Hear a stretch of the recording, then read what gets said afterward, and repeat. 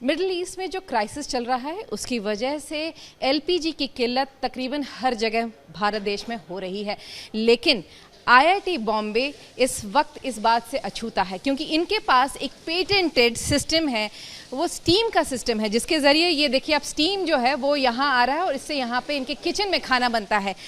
इस वक्त हमारे साथ प्रोफेसर महाजनी हैं जो कि डिपार्टमेंट ऑफ केमिकल इंजीनियरिंग के प्रोफेसर हैं। आइए इनसे बात करते हैं। सर, ये 2014 में आप लोगों ने इसकी शुरुआत की थी, इसके बारे में कुछ बताएंगे? कैसे शुरुआत हुई और वजह क्या थी इसको शुरू करने? नहीं, वजह तो यही थी कि हमारा ये जो पूरा कैंपस है उसमें आपने देखा होगा बहुत सारा ग्रीनरी है, उसकी वजह से वो जो सूखे पत्ते गिरते हैं, ट्विग्स गिरते हैं, ब्रांचेस गिरते हैं, वो सब वेस्ट पूरा कलेक्ट करना पड़ता है। उसका management it's a big task. तो ये जो पूरा वेस्ट जो होता है वो आईआईटी मैनेजमेंट वो आउटसोर्स करती है, उसके लिए बहुत सारा खर्चा भी होता है। और ये जो गिरता है, जो बायोमास, उसमें बहुत सारा एनर्जी होता है। तो हमने सोचा कि क्यों ना उसका इस्तेमाल कुकिंग पर्पज़ के लिए या थर्मल एप्लीकेशंस के लिए किया जाए। लेकिन क्या है ना, ये जो बायोमास गिरता है, ये जो कलेक्शन होता है, उसमें बहुत सारा सॉइल, मिट्टी, सब कुछ आ जाता है, इसलिए ये बायोमास डर्टी होता है। वो जो बायोमास है वो अगर गैसीफायर में यूज़ करना है तो उसके लिए इतना वो आसान नहीं है, क्योंकि नॉर्मल गैसीफायर, जो कन्वेंशनल गैसीफायर जो है वो अच्छे फ्यूल्स पे चलते हैं, हाँ, जिसमें ज़्यादा ऐश नहीं है। तो यहाँ क्या है कि यहाँ हमने वो गैसीफायर है वो ऐसे डिज़ाइन किया है, उसका ऑपरेशनल ऐसे स्टैंडर्डाइज किया है कि ये ऐसे डर्टी बायोमास पे भी वो चलेगा। तो बेसिकली ये जो यहाँ पे हमारे यहाँ जैसे जो घास फूस है, हाँ, जो पत्ते झड़ते हैं, उसको आपने पैलेट्स बना दिया है इसके पैलेट्स बनाए। और क्या क्या मटेरियल यूज़ कर सकते हैं? नहीं, मतलब ये क्या है ना, ये जो पत्ते गिरते हैं उसको पाउडर में कन्वर्ट किया जाता है, उसमें थोड़ा बाइंडर की ज़रूरत है तो बाइंडर भी डाल सकते हैं, बट बाकी और कुछ नहीं है, उसको कंप्रेस किया जाता है। नहीं, तो जैसे इन द सेंस आपने इसमें बताया कि प्लास्टिक में भी होता है, प्लास्टिक भी, और कौन कौन से मटेरियल? नहीं, अभी जो आरडीएफ बोलते हैं कि मतलब म्यूनिसिपल सॉलिड वेस्ट का जो ड्राई पोर्शन होता है, जैसे पेपर होता है, कार्डबोर्ड होता है, टू सम एक्सटेंट प्लास्टिक होता है, तो ये सब चीज़ें उसमें डाल सकते हैं। बट ये क्या है ना, प्लास्टिक को गैसीफाई करना, उसके लिए जो इमिशंस आते हैं, हमने वो सब एक्सपेरिमेंट्स किए हैं, वो एक्सप्लोर किया है, वो अच्छी तरीके से वर्क होता है। बट प्लास्टिक यूज़ करना है तो उसके लिए शायद परमिशन लगेगी, मतलब अलग से। तो अभी बेसिकली बहुत कम जो प्लास्टिक है वो कम यूज़ करते हैं, ज़्यादातर हम पत्ते वगैरह यूज़ करते हैं उसमें, तो पेपर, कार्डबोर्ड वो भी जाता है इसमें। तो इसका इस्तेमाल जिस तरह से आपने कहा, इसमें पैलेट्स बनते हैं, उसको आप लोग बर्न करते हैं और उसके बाद उससे जो स्टीम जनरेट होता है वो नहीं, पैलेट्स बनते हैं, उसको डायरेक्ट बर्न नहीं करते हैं, पैलेट को गैसीफाई करते हैं।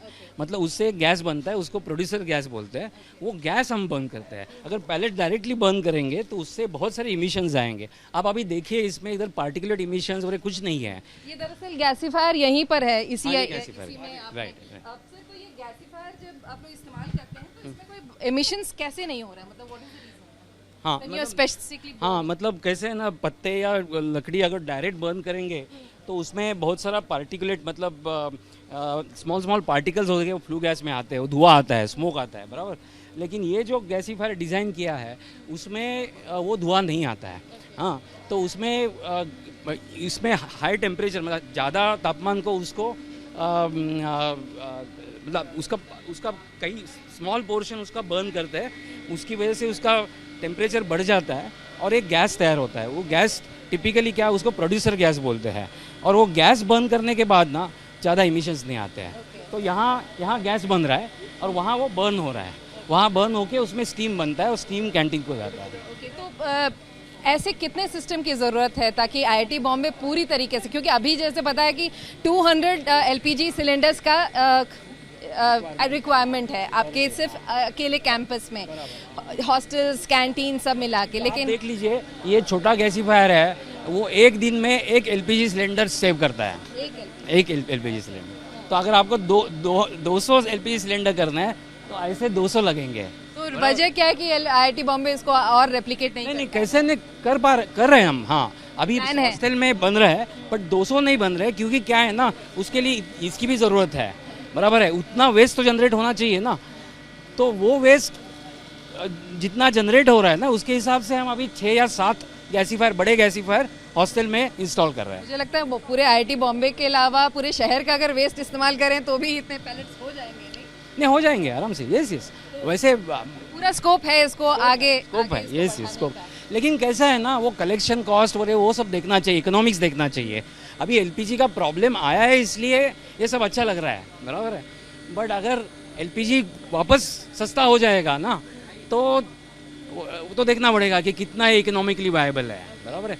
क्या इकोनॉमिकली वायबल अभी है ये? अभी एलपीजी के नॉर्मल प्राइस में भी ये इकोनॉमिकली वायबल है, क्योंकि हम कितना कॉस्ट सेव कर रहे हैं। अभी सब वेस्ट मैनेजमेंट का कॉस्ट सेव हो रहा है ना हमारा। क्या इसमें इम्प्रोवाइजेशंस भी हुए हैं? आपने ये सिस्टम तो काफ़ी साल पहले बनाया था, पेटेंट भी किया है, लेकिन क्या इसमें इम्प्रोवाइजेशन ताकि इसको और बेहतर हमारा बनाए? चल ही रहा है, मतलब इससे भी अच्छा है कि यूनिट हमारा अभी लैब में है, बट अभी वो उसका फील्ड टेस्टिंग हुआ नहीं है। उसमें मैन पावर रिक्वायरमेंट और ऑपरेशनल कन्वीनियंस बहुत ही ज़्यादा मतलब एडवांटेजेस है उसमें। तो ये थे प्रोफेसर महाजनी जो बता रहे थे कि आखिर किस तरीके से ये जो पूरा सिस्टम है उसको और ज़्यादा बढ़ाने की कोशिश कर रही है आईआईटी बॉम्बे। कोशिश यही है कि एलपीजी गैस का जो डिपेंडेंस है वो पूरी तरीके से ख़त्म हो जाए, ताकि फ़िलहाल तकरीबन जो जैसे 13,000 स्टूडेंट्स रहते हैं, कई सारी उसके लिमिटेड आधे कम से कम स्टाफ रहता है, इन सब के लिए जो एलपीजी गैस आता है कई सारे लोगों के लिए, वो उसका जो डिपेंडेंस है वो कम हो सके। कैमरामैन किरण सपकाल के साथ विद्या, मुंबई आज तक।